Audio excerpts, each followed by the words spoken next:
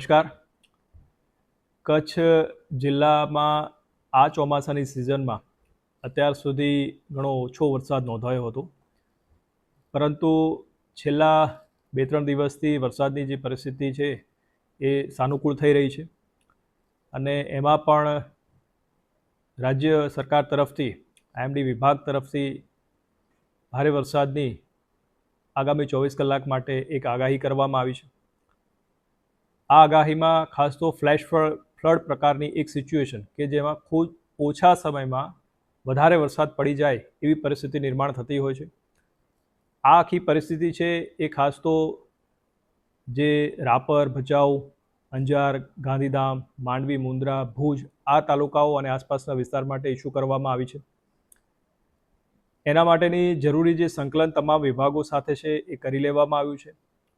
ચાહે પોલીસ વિભાગ હોય, રેવન્યુના અલગ અલગ વિભાગના અમારા કર્મચારી હોય, શિક્ષણ વિભાગ, આઈસીડીએસ વિભાગ, હેલ્થ વિભાગ, તમામ નગરપાલિકાઓ, સાથે સાથે આર્મી, બીએસએફ, કોસ્ટગાર્ડ જેવી એજન્સીઓ સાથે પણ આના માટે જરૂરી સંકલન આજે આપણે કરી લીધું છે.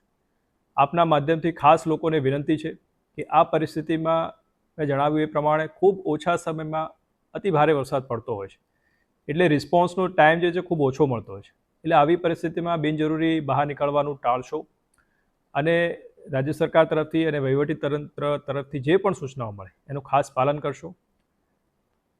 આપને જે આ વિડીયો મળશે એમાં અમે અમારા જિલ્લા અને તાલુકા કંટ્રોલ રૂમના નંબર પણ એની સાથે શેર કરીશું કે જેથી આપને કોઈ પરિસ્થિતિ એવી જણાય તો એ કંટ્રોલ રૂમ ઉપર આપ ફોન કરી શકો છો અને જરૂરી મદદની માગણી કરી શકો છો.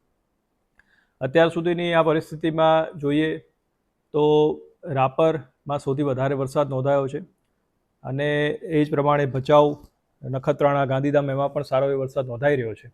એટલે આશા છે કે આગામી સમયમાં પણ આ પરિસ્થિતિ જે છે વરસાદની એ જારી રહેશે અને આપણી જે દર વર્ષની વરસાદની જરૂરિયાત જિલ્લાની છે એ પરિપૂર્ણ થઈ શકશે.